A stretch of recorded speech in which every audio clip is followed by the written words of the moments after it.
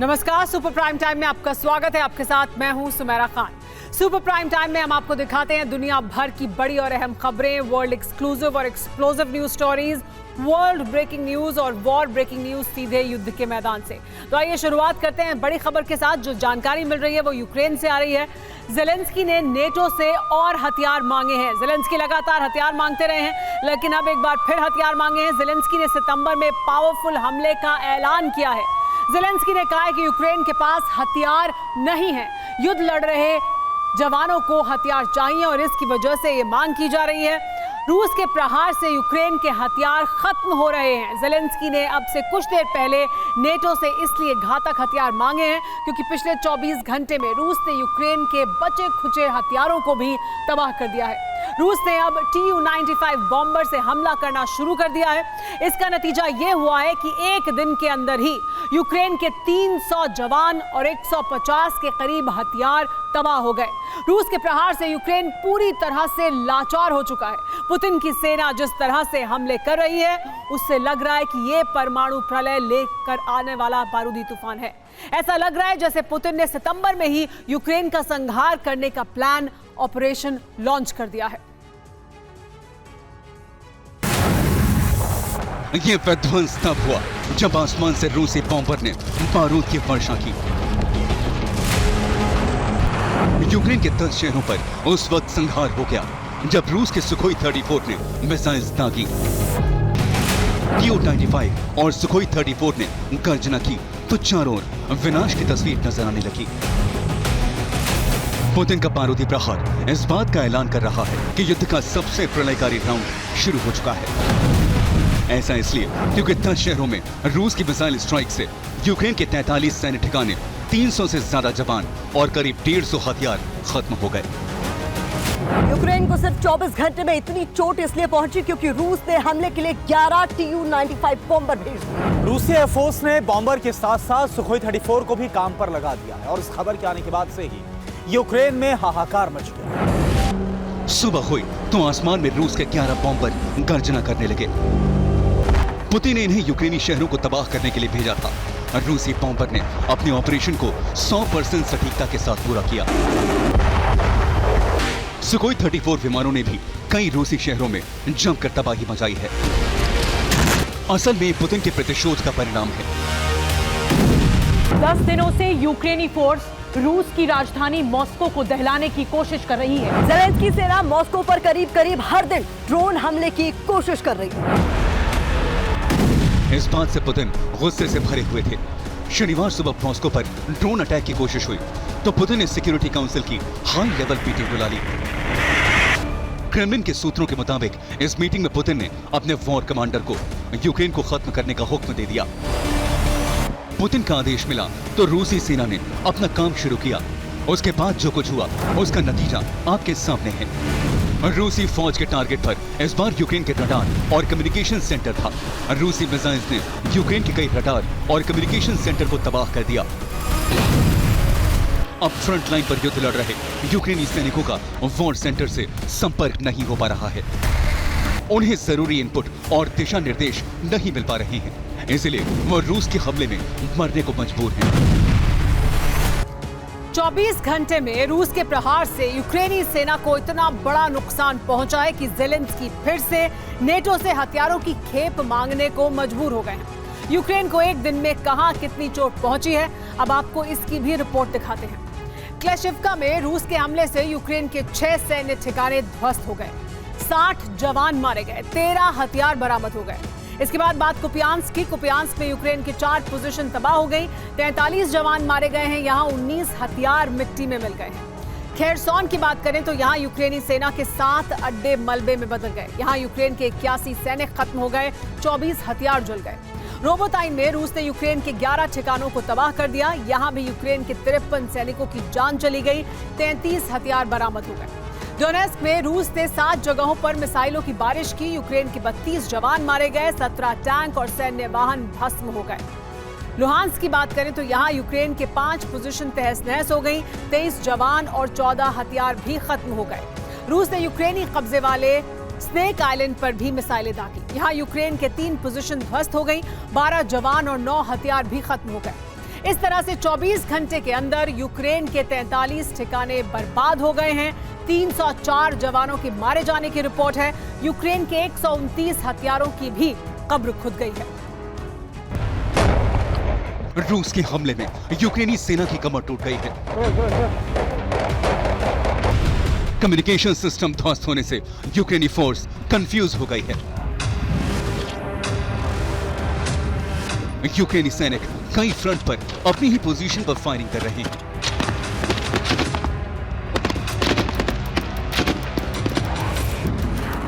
और रूसी सेना ने यूक्रेन के किरोवोग्राद में दर्जन भर मिसाइल से हमला किया। यूक्रेन के 3 ठिकाने ध्वस्त हो गए। चेरकैसी में भी रूसी सेना ने इस्कंदर मिसाइल से जोरदार धावा बोला। यूक्रेन के कई सैनिकों के मारे जाने की खबर है। निकोलाइव में बड़ा संहार हुआ। रूस के हमले में 13 लोग मारे गए। नीपर के पास सुखोई 34 ने मिसाइल्स मारकर यूक्रेन के 2 आर्मर्ड व्हीकल्स को तबाह कर दिया। ज़ैपोरिज़िया में रूसी फौज ने अमेरिका के ब्रैडली फाइटिंग व्हीकल की कब्र खोद दी। क्लिश्चिवका में रूस ने हमला किया तो यूक्रेन के 6 ठिकाने मलबे में बदल गए। खेरसोन में रूसी सेना ने गाइडेड बम से घातक हमला किया। यूक्रेन को यहां भारी नुकसान हुआ है। क्लिश्चिवका में रूस के प्रहार से यूक्रेन का कम्युनिकेशन सेंटर ध्वस्त हो गया। ज़ैपोरिज़िया में रूस ने 3 जगहों पर शाहेद ड्रोन से तबाही मचाई। कुपियांस्क में यूक्रेन के 3 टैंक और 2 सैन्य वाहन जल गए। और इस बीच रूसी राष्ट्रपति ने यूक्रेन का नामो निशान मिटा देने की नई धमकी। पुतिन ने कहा कि यूक्रेन बेमौत मारा जाएगा। रूस ना तो यूक्रेन को कभी माफ करेगा, ना तो नेटो को। यूक्रेन का राष्ट्रवाद हैवानियत का रूप ले चुका है।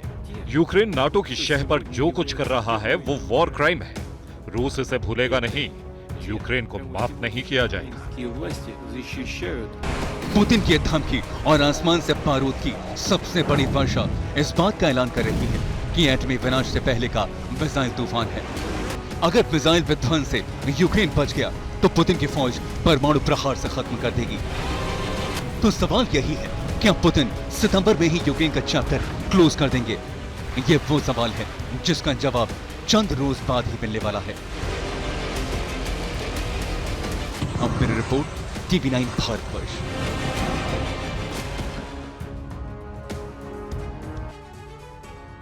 और इस वक्त की बड़ी खबर आपको बता दें, आगे बढ़ने से पहले रूस के कुर्स्क में यूक्रेन ने ड्रोन हमला किया है। यूक्रेन की तरफ से लगातार ड्रोन हमले जारी हैं। ये हमला कुर्स्क में किया गया है। रूस में रूसी एयरफील्ड पर बड़े ड्रोन स्ट्राइक की गई है। कुर्स्क में यूक्रेनी सेना ने 16 ड्रोन दागे हैं। 16 ड्रोन से हमला किया है। 4 सुखोई 30 और 1 MiG-29 तबाह हो गए हैं रूस के। एक पंचीर मिसाइल सिस्टम को भी यूक्रेन ने बर्बाद कर दिया है इस हमले के दौरान। लेकिन रूस यूक्रेन युद्ध को 1.5 साल होने वाला है। अंजाम अब भी अधूरा ही है। पुतिन को इस बात का अंदाजा पहले से था कि यूक्रेन को हराने के लिए उन्हें नेटो से भिड़ंत करनी ही होगी। तैयारी पिछले 7 साल ही शुरू हो गई थी। रूस नेटो से भिड़ने और न्यूक्लियर वॉर की तैयारी पूरी कर चुका है और अब घातक हथियारों का इस्तेमाल यूक्रेन में शुरू भी कर चुका है ताकि यूक्रेन में जल्द जीत हासिल हो सके। रूस की तरफ से फिर तीसरे विश्व युद्ध को करीब बताया गया है। इसीलिए पुतिन की तैयारियों से लगता है कि यूक्रेन युद्ध का अंत एटमी विध्वंस और नेटो से सीधी टक्कर के बाद ही होगा। एक ही प्रहार से 10 बमों जैसा विस्फोट, एक धमाके से ज्यादा बड़े इलाके में तबाही, ताबड़तोड़ प्रहार की जगह घातक हथियारों का इस्तेमाल। रूस की स्ट्रेटेजी से साफ है कि अब पुतिन और इंतजार नहीं करना चाहते हैं। दुनिया कुछ भी कहे, अब पुतिन को परवाह नहीं। पुतिन अब प्रतिबंधित हथियारों के इस्तेमाल से भी संकोच नहीं कर रहे हैं। यूक्रेन से ऐसे कई वीडियो सामने आए हैं जिससे जाहिर होता है कि रूस यूक्रेन में थर्मोबैरिक बम का इस्तेमाल कर रहा है। रूस कई बार FAB 500 बम का इस्तेमाल कर चुका है। क्लस्टर बम का इस्तेमाल तो अब खुलकर किया जा रहा है। किंजल और इस्कंदर जैसी घातक मिसाइल का इस्तेमाल तो कई बार हो चुका है। ये यूक्रेन से आई लेटेस्ट तस्वीर है। दिन के उजाले में जोरदार धमाका हुआ और जमीन से आसमान की तरफ काले धुएं का गुब्बार उठने लगा। ये फॉप 500 बम का धमाका था। अंधेरे में उठती ये रोशनी थर्मोबैरिक बम के धमाके की है। हवा से ऑक्सीजन सोखने वाले इस बम का प्रहार जहां भी होता है वहां सब कुछ भस्म हो जाता है। बंकर में छिपे जवान भी जिंदा नहीं बचते हैं। ऐसे हथियारों की तस्वीरों के साथ एक बयान भी आया है जो जाहिर करता है कि रूस युद्ध को किस दिशा में ले जाना चाहता है। रशियन सिक्योरिटी काउंसिल के डेप्यूटी चेयरमैन दिमित्री मेदवेदेव की ओर से कहा गया है कि कुछ देश दुनिया को तीसरे विश्व युद्ध की तरफ ले जा रहे हैं। ऐसे मुल्कों को रूस मुंहतोड़ जवाब देने के लिए तैयार है। मेदवेदेव का यह बयान नाटो देशों के लिए चेतावनी की तरह है, क्योंकि रूस के पास हथियारों की कमी नहीं है। 1.5 साल के युद्ध में रूस के हथियारों का स्टॉक भले ही कम हुआ है, लेकिन अभी भी रूस के कई घातक हथियार ऐसे हैं जिनके इस्तेमाल से रूस यूक्रेन को कुछ ही दिनों में जीत सकता है। रूस के पास ऐसे कई हथियार हैं जो यूक्रेन क्या दुनिया के बड़े देशों के शहरों को भस्म कर सकते हैं। रूस के पास Tu-160 बॉम्बर है। दुनिया रूस के इस विमान को व्हाइट स्वान के नाम से भी जानती है। रशियन Tu-160 ने डैगर मिसाइलों से लैस है। डैगर मिसाइलों को किल जॉय के नाम से भी जाना जाता है। ये परमाणु क्षमता वाली हाइपरसोनिक मिसाइल हैं जो कुछ ही सेकंड में तबाही ला सकती हैं। इन मिसाइलों की रेंज 1900 किलोमीटर से भी ज्यादा है। Tu-22M3 bomber Tu-22M3 supersonic speed से 5100 किलोमीटर की दूरी तक हमला करने में सक्षम है। Tu-22M3 सुपरसोनिक स्पीड से 5100 किलोमीटर की दूरी तक हमला करने में भी सक्षम है। इसके बाद बात Tu-95MS बॉम्बर की।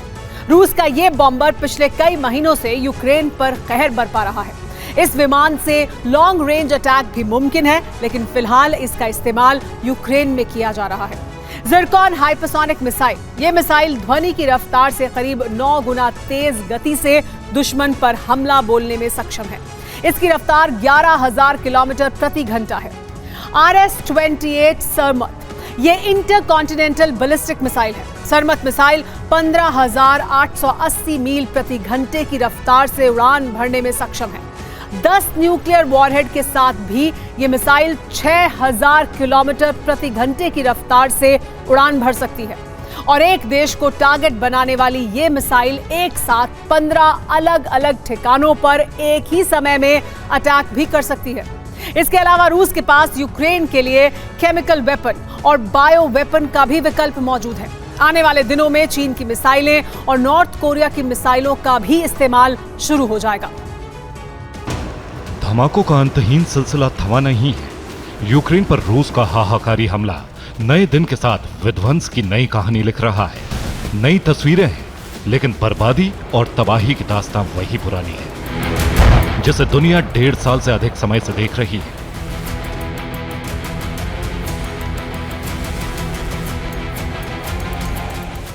रूस नाटो से भिड़ने का हौसला रखता है, तो दूसरी तरफ यूक्रेन दिन ब दिन कमजोर पड़ता जा रहा है। अब ना तो यूक्रेन के पास हथियार बचे हैं और ना ही बहुत अधिक सैनिक। पश्चिमी देशों ने यूक्रेन के काउंटर ऑफेंस के लिए जितने हथियार भेजे थे उसका एक बहुत बड़ा हिस्सा बारूदी आग में भस्म हो चुका है।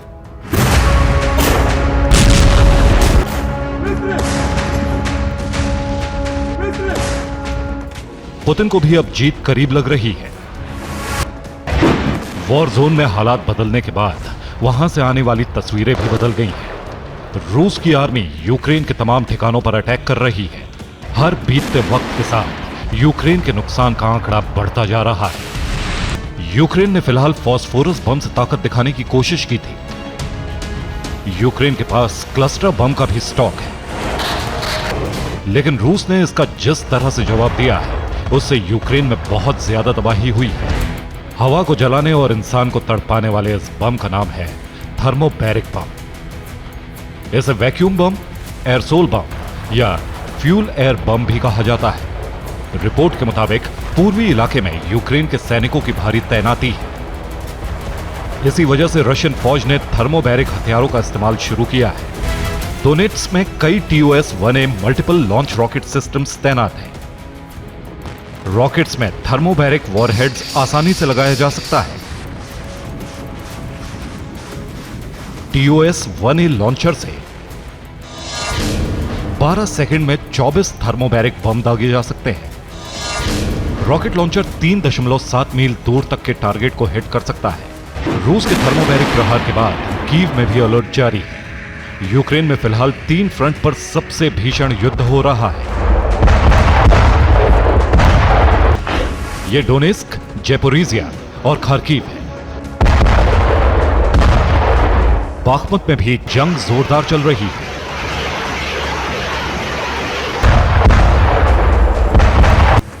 डोनेस्क और ज़ैपोरिज़िया में यूक्रेन की सेना से कड़ी चुनौती मिलने के बाद ही घातक हथियारों की एंट्री कराई गई है। रूस अब किंजल और स्कंदर जैसी शक्तिशाली मिसाइलों का इस्तेमाल कर रहा है। ओडेप 500 और फाब 500 जैसे घातक बम से हमला हो रहा है। यूक्रेन के पास ऐसे हमलों से बचने का कोई विकल्प नहीं है, इसलिए बार बार यूक्रेन के लोगों को शेल्टर्स में भेजा जा रहा है। यूक्रेन के तमाम हमलों को नाकाम किया जा रहा है। यूक्रेन के पास पलटवार का मौका भी नहीं है। ऐसे में घातक हथियारों का प्रहार यूक्रेन को चंद दिनों में उतना नुकसान दे सकता है जितना 1 साल में भी नहीं हुआ। Bureau report, TV9 Bharatvarsh. और इस वक्त की बड़ी खबर जो युद्ध के मैदान से आ रही है वो रोबोटाइन से है। रोबोटाइन में रूस की रॉकेट स्ट्राइक देखने को मिली है। यूक्रेनी सेना की फ्रंट लाइन को तबाह कर दिया गया है इस स्ट्राइक में। रूसी सेना का 200 रॉकेट से बड़ा हमला देखने को मिला। यूक्रेन के 7 सैनिकों के मारे जाने का भी दावा किया जा रहा है।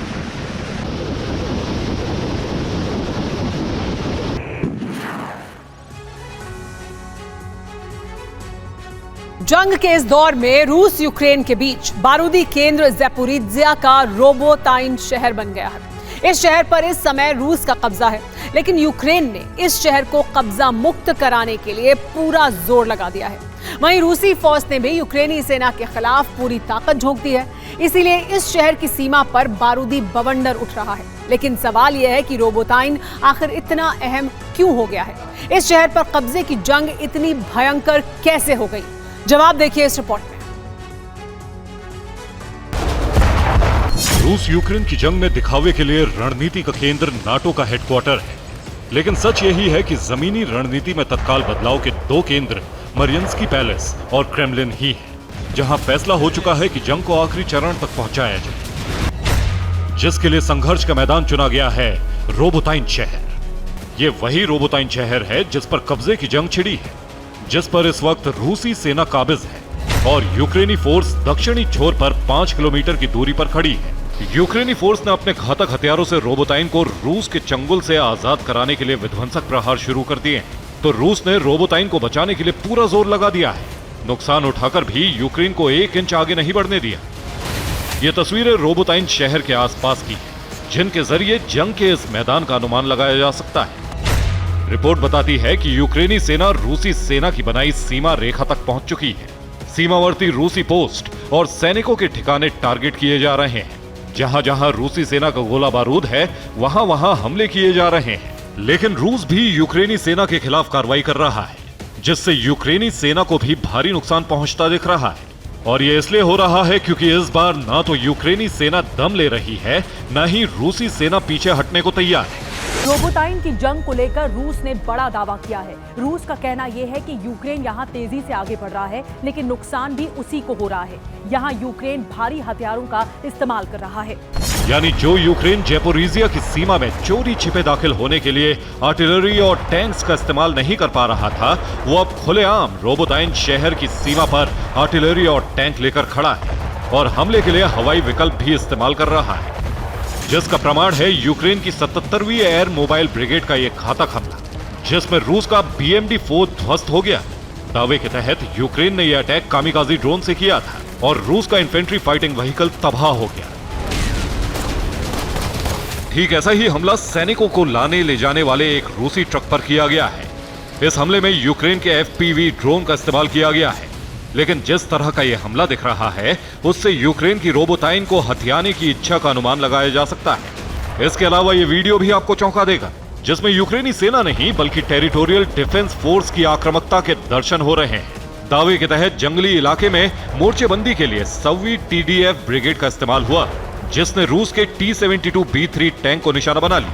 यह हमला भी FPV ड्रोन से किया गया।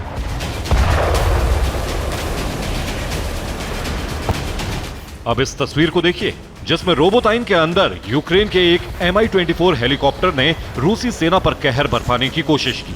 दावा है कि हमला गन से किया गया, इसलिए बहुत ज्यादा नुकसान नहीं हुआ।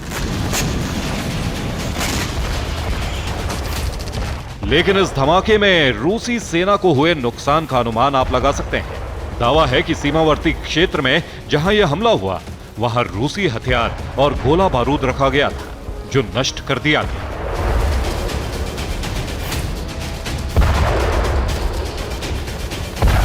यानी रोबोटाइन आर पार की जंग का वो मैदान बन गया है जहां यूक्रेन और रूसी सेना आमने सामने जंग लड़ रही है, वो भी सिर्फ कब्जे के लिए।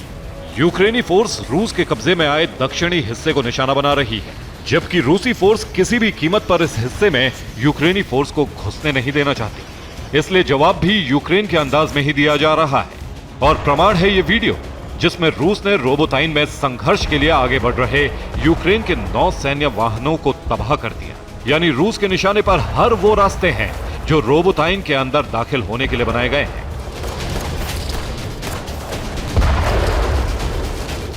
इस तस्वीर को देखकर आप रूस की आक्रामकता का भी अंदाजा लगा सकते हैं।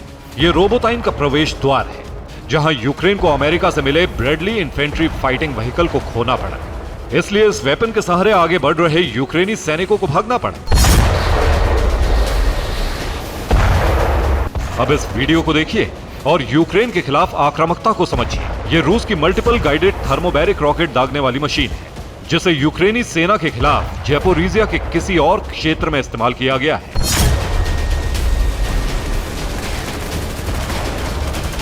यानी पिछले 3 महीने से जिस रोबोटाइन में रूस ने बारूदी बारिश की है, जिससे हजारों लोगों पर असर पड़ा है, उस रोबोटाइन को हासिल करने के लिए यूक्रेनी सेना आगे बढ़ रही है, लेकिन रूस उसे कामयाब नहीं होने दे रहा है।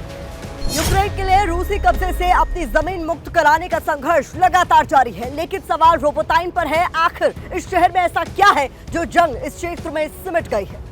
जवाब क्षमता के प्रदर्शन तक सीमित नहीं है, बल्कि रोबोटाइन एक ऐसा शहर है जो रणनीतिक रूप से बेहद अहम है। रूस के खिलाफ डोनेस्क या ज़ैपोरिज़िया में दाखिल होने के नजरिए से नहीं, बल्कि नाटो के दिए टारगेट को पूरा करने के मोर्चे पर। दरअसल नाटो ने यूक्रेनी फोर्स को क्रीमिया हासिल करने का टास्क दिया है, और क्रीमिया की जंग के लिए यूक्रेन को रोबोटाइन को बैकअप रिजर्व बनाना होगा। लेकिन रोबोटाइन शहर पर इस समय रूसी सेना का कब्जा है, इसलिए यूक्रेन हर कीमत पर रोबोटाइन को हासिल करना चाहता है। लेकिन रूस किसी भी कीमत पर रोबोटाइन को हाथ से नहीं जाने देना चाहता। यही वजह है कि संघर्ष बेहद आक्रामक अंदाज में छिड़ गया है, और यूक्रेन के लिए इस क्षेत्र को जीतना इसलिए भी जरूरी है क्योंकि अमेरिका ने अपनी मदद घटाने का ऐलान कर दिया है। ऐसे में यूक्रेन अगर रोबोटाइन को हासिल कर लेता है तो फिर अमेरिका समेत नाटो से बड़ी संख्या में मदद पाने का हकदार भी हो जाएगा। Bureau report, TV9 Bharatvarsh.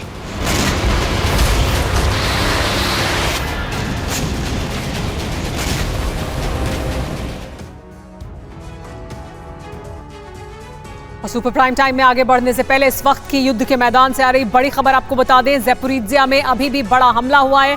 Ukraine के 2 Su-25 विमान तबाह हो गए हैं इस हमले में, जो रूस द्वारा किया गया। रूसी एयर डिफेंस सिस्टम ने एक्शन लिया। 24 घंटे में यूक्रेन को बहुत बड़ी चोट पहुंची है। एक के बाद एक सैनिकों की मौत तो हुई है, लेकिन हथियारों का नुकसान भी यूक्रेन को उठाना पड़ा है। एक और बड़ी खबर आपको बता दें, रूसी एयरक्राफ्ट ने भीषण एक्शन किया है। यूक्रेन का Mi-8 हेलीकॉप्टर तबाह हो गया है। मिसाइल हमले से दहली है यूक्रेन की सेना। ज़ैपोरिज़िया में रूस ने बड़ा एक्शन किया है, तो देखिए किस तरह से एक के बाद एक ज़ैपोरिज़िया में रूसी एक्शन में यूक्रेन को बड़ा नुकसान उठाना पड़ा है। लेकिन अब बात करते हैं प्रिगोजिन की मौत की भी। प्रिगोजिन की मौत का सच क्या है? जिसने पुतिन से बगावत की, वो अचानक प्लेन क्रैश में कैसे मारा गया? रूस यूक्रेन जंग के बीच जिस शख्स की मौत ने सभी को चौंका दिया, जिसकी मौत को लेकर TV9 भारतवर्ष ने 3 दिन पहले ही दावा कर दिया था, अब वैगनर ग्रुप ने उसे ही सच मान लिया है। आखिर कौन है प्रिगोजिन का हत्यारा? कैसे प्रिगोजिन को मारकर जंग में बाजी पूरी तरह से पलटने की कोशिश की गई, और अब वैगनर ग्रुप ने किससे बदला लेने की कसम खाई है? इन सभी सवालों के जवाब के साथ देखिए ये रिपोर्ट। 3 दिन पहले मॉस्को से 162 किलोमीटर दूर एक प्राइवेट जेट क्रैश हुआ। इस जेट क्रैश के मलबे से जिसकी लाश मिली उससे दुनिया भर में हड़कंप मच गया। वो शख्स कोई और नहीं, वैगनर चीफ येवगेनी प्रिगोजिन और उसका राइट हैंड दिमित्री उतकिन था। इस सनसनीखेज प्लेन क्रैश को लेकर रूस यूक्रेन जंग पर दुनिया के सबसे विश्वसनीय चैनल TV9 भारतवर्ष ने 3 दिन पहले ही दावा कर दिया था कि प्रिगोजिन को किसी और ने नहीं बल्कि अमेरिका ने मरवाया है।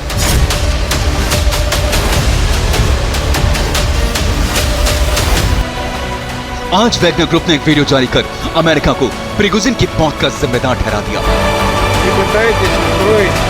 इस रिकॉर्डेड वीडियो में प्रिगोजिन की तस्वीर पर फूल चढ़ाए जा रहे हैं, कैंडल जलाई जा रही हैं। साथ ही वैगनर कमांडर प्रिगोजिन की मौत के लिए अमेरिका को दोषी बता रहा है। इसमें वैगनर लड़ाका कहता हुआ सुनाई देता है कि अमेरिका वो हासिल नहीं करेगा जिसके लिए उसने प्रिगोजिन की हत्या करवाई है।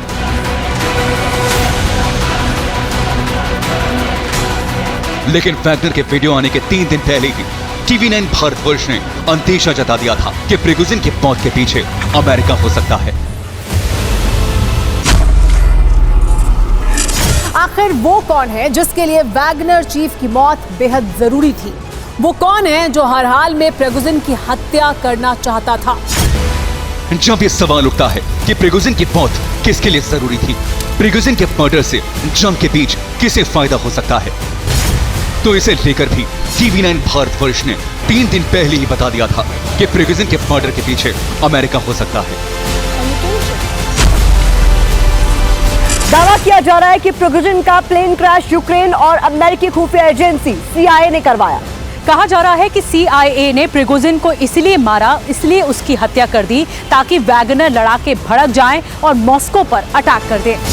जी हां, रूस यूक्रेन जंग पर अमेरिकी खुफिया एजेंसी CIA की पैनी नजर है।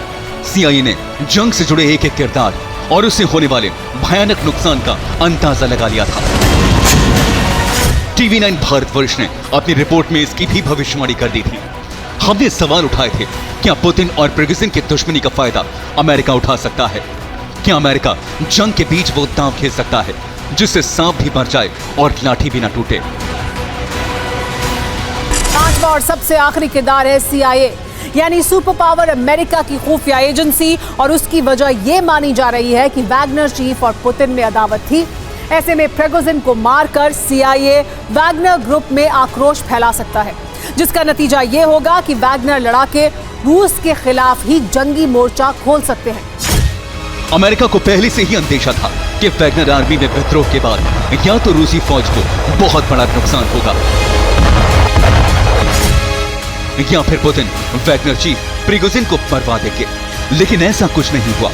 जब प्रिगोजिन के खिलाफ पुतिन ने कोई एक्शन नहीं लिया तो हो सकता है अमेरिका ने कोई बड़ी चाल चलकर प्रिगोजिन को मरवा दिया हो।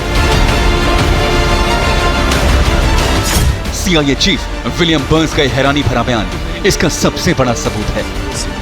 प्रिगोजिन की मौत से पहले वैगनर आर्मी अमेरिका समेत पूरे नेटो के लिए सबसे बड़ा सिरदर्द बन गई थी। इसकी वजह थी वैगनर ग्रुप की बढ़ती ताकत। बेशुमार दौलत के अलावा वैगनर ग्रुप में ऐसे लड़ाके थे जो नेटो के लिए बड़ा खतरा बन सकते थे। वैगनर के लड़ाकों को बेहद खतरनाक माना जाता है। यहां तक कि पेंटागन को वैगनर आर्मी के न्यूक्लियर हथियारों से लैस होकर कोई बड़ा कांड करने का भी शक था। इसका भी अंदेशा TV9 भारतवर्ष ने 3 दिन पहले ही जता दिया था। कारण ये है कि प्रिगोजिन की सेना यूक्रेन के लिए संकट बन गई थी।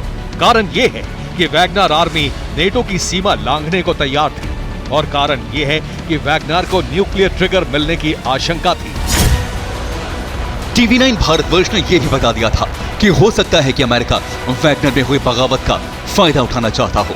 ऐसे हालात जिसमें वैगनर के लड़ाके ही पुतिन की फौज के लिए काल बन जाएंगे। दरअसल जून में वैगनर ने पुतिन के खिलाफ विद्रोह कर दिया था। इस बात से पुतिन प्रिगोजिन से नाराज थे। शक था कि पुतिन प्रिगोजिन और वैगनर से विद्रोह का बदला लेंगे। संभव है कि CIA ने इसी का फायदा उठाया हो। और अब वैगनर ग्रुप ने वीडियो जारी कर अमेरिका से बदला लेने की धमकी दी है। अब आखिर वैगनर के बदले का प्लान क्या है, उसे भी समझिए। रूसी सेना में शामिल होकर यूक्रेन पर प्रहार, अकेले अपने दम पर यूक्रेन पर अटैक, बाखमुत की तरह कीव पर कब्जा, रूस के आसपास मौजूद नेटो देशों पर हमला, पोलैंड में घुसकर तबाही मचाना और न्यूक्लियर ट्रिगर पैदा करना। हर हालात में वैगनर ग्रुप अब अमेरिका समेत पूरे नेटो के लिए बड़ा खतरा बन सकता है। इसीलिए बेशक प्रिगोजिन मर गया हो, लेकिन उसके मौत के बाद भी अमेरिका समेत पूरी नेटो की टेंशन कम नहीं हुई है। और आगे बढ़ने से पहले इस वक्त की बड़ी खबर जो नोवा काकोवका से आ रही है। नोवा काकोवका में यूक्रेन ने हमला किया है। हमले में रूसी सेना के कॉलम को तबाह कर दिया गया है। हमले के बाद जले रूसी सैन्य वाहन। नोवा काकोवका से तबाही की तस्वीरें सामने आई हैं।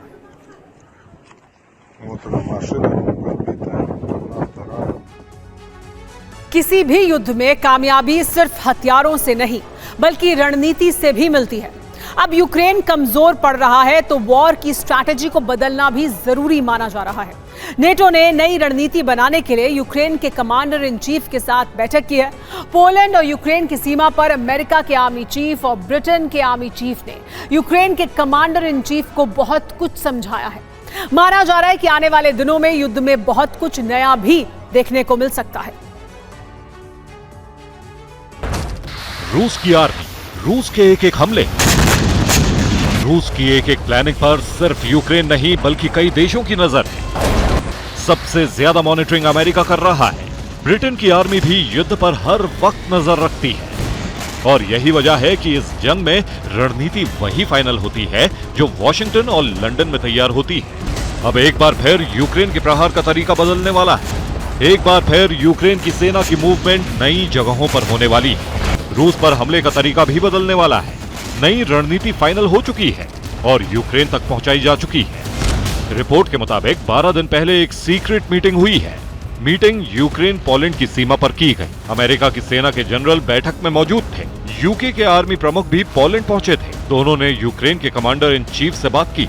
अमेरिका और ब्रिटेन में तैयार की गई रणनीति का एक एक चैप्टर कीव तक पहुंचाया जा चुका है। अब उसका असर भी नजर आने लगा है। यूक्रेन ने अब पूरा जोर ज़ैपोरिज़िया में लगा दिया है। माना जा रहा है कि ये बदली हुई रणनीति का ही हिस्सा है। इसके अलावा यूक्रेन के हथियारों की किल्लत को दूर करने पर भी मंथन हुआ। फिलहाल यूक्रेन को जल्दी से जल्दी F-16 से लैस करने की तैयारी है ताकि हवा से हमले की शुरुआत की जाए। यूक्रेन अब तक F-16 को एक फाइटर जेट से ज्यादा और कुछ नहीं मान रहा था, लेकिन अमेरिका की तरफ से ये साफ कर दिया गया है कि F-16 तो एक जरिया है। F-16 के साथ जो हथियार दिए जाएंगे वो बेहद घातक है।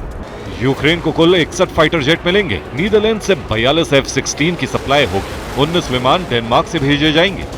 अमेरिकी एयरफोर्स के मुताबिक F-16 को यूक्रेन कई तरीके से इस्तेमाल कर सकता है। अमेरिकी फाइटर जेट को प्रिसीजन गाइडेड मिसाइल और बमों से लैस किया जा सकता है और ये 2400 किलोमीटर प्रति घंटे की रफ्तार से उड़ सकता है। F-16 से अचूक निशाना लगाया जा सकता है। F-16 आने के बाद धुंध और बर्फबारी के बीच भी यूक्रेन हमला करने में सक्षम होगा। रात के वक्त भी F-16 का इस्तेमाल किया जा सकता है। अमेरिका ने भरोसा दिया है कि F-16 के साथ यूक्रेन को कई घातक हथियार भी दिए जाएंगे, जिससे यूक्रेन बड़ा प्रहार करने में कामयाब होगा। यूक्रेन को F-16 के बाद AIM-120 एमराम मिसाइल दी जा सकती है। एयर टू एयर ये मिसाइल रूस के विमानों को गिरा सकती है। F-16 के साथ यूक्रेन को ALQ-131 रडार सिस्टम भी दिया जा सकता है। जैसम क्रूज मिसाइल जैसे कई आधुनिक हथियार भी दिए जा सकते हैं। वॉर की स्ट्रेटेजी बदलने के साथ अब नए हथियारों से यूक्रेन को मजबूत बनाने की कोशिश है। नाटो देशों ने ब्राजील पर भी दबाव बनाया है ताकि यूक्रेन को हथियार मिल सके। ब्यूरो रिपोर्ट TV9 भारत पर। यूक्रेन रूस के वॉर जोन में कई ऐसे हथियारों की नुमाइश हो चुकी है जो महाविनाश का कारण भी बन सकते हैं। हालांकि कई ऐसे वेपन का इस्तेमाल अभी बाकी है जो सिर्फ विनाश के लिए बनाए गए हैं, लेकिन इससे अलग तैयारी का एक दौर यह भी है कि नए विध्वंसक हथियारों का निर्माण और भंडारण भी शुरू हो चुका है।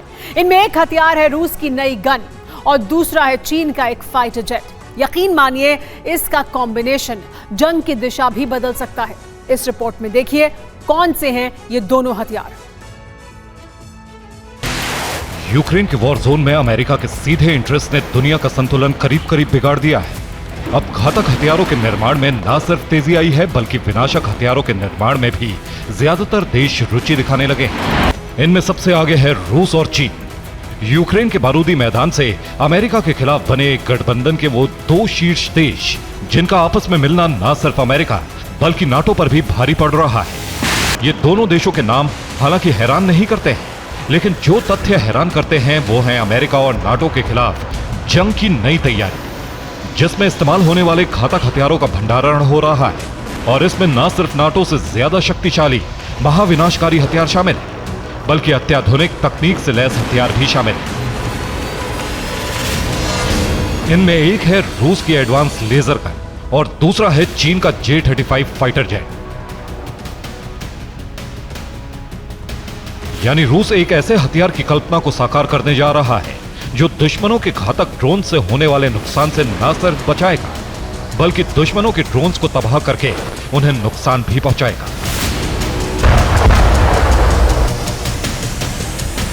वहीं चीन ने एक ऐसे फाइटर जेट की परिकल्पना को साकार रूप दे दिया है जो अमेरिका के बेहद उन्नत F-35 के मुकाबले और घातक बन जाता है।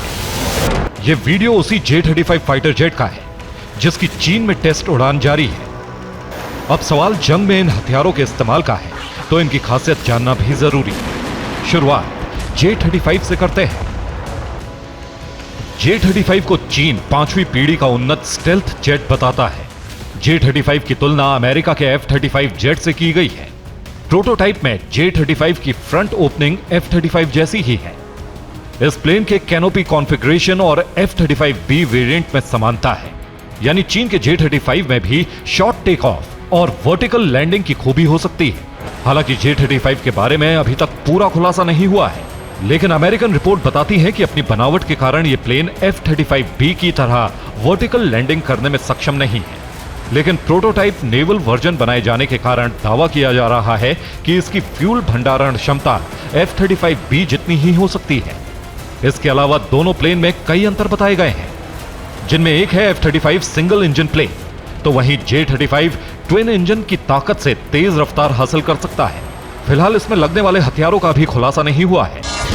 वहीं रूस के नए हथियार की बात करें तो रूस ने फाइटिंग लेजर वेपन बना लिया है। यह हथियार इंफ्रारेड स्पेक्ट्रम से निशाना साधता है। सीमा क्षेत्र में ड्रोन आने पर लेजर गन एक्टिव हो जाती है। इसकी लेजर बीम प्लेन और क्वाड्रोकॉप्टर जैसे ड्रोन को भी गिराने में सक्षम है। और रूस के दुश्मनों के लिए बुरी खबर यह है कि इस लेजर गन का रूस ने टेस्टिंग रेंज में टेस्ट भी कर लिया है, जिसके नतीजे उम्मीद के मुताबिक मिले हैं। दावा किया जा रहा है कि टेस्ट के दौरान लेजर बीम ने एक ड्रोन नष्ट कर दिया। टारगेट की स्पीड से ज्यादा तेज बीम ने आसमान में ही ड्रोन को जलाकर राख कर दिया। इसका सीधा मतलब है कि अब विध्वंसक हथियारों की श्रेणी में दो नाम और ऐसे जुड़ गए हैं जो अमेरिका के हथियारों के लिए संकट बन सकते हैं। Bureau report, TV9 Bharatvarsh. Sudan की जमीन पर एक बार फिर बहुत बड़ा धमाका हुआ। सूडान का आसमान एक बार फिर दहल उठा। सूडान में भड़की गृह युद्ध की आग अब भी धधक रही है। सवाल उठता है कि आखिर इससे हासिल क्या होगा? सूडान की सल्तनत पर आखिर कौन राज करेगा?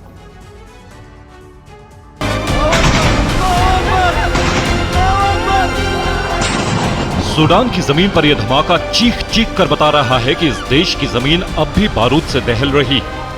इस वीडियो में आप साफ देख सकते हैं कि जमीन से कई फीट ऊपर आग का यह गोला तेजी से उठ रहा है। इसके बाद काले धुएं ने पूरे आसमान को अपने आगोश में ले लिया। इस धमाके को लेकर कई तरह की खबरें आ रही हैं।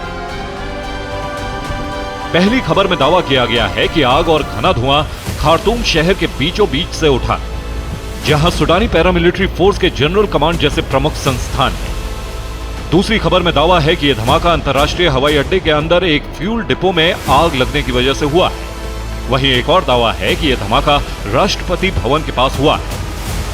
अगले कुछ घंटों में इस धमाके की हकीकत साफ हो जाएगी, लेकिन इतना जरूर है कि सूडान की जमीन अब भी धधक रही है।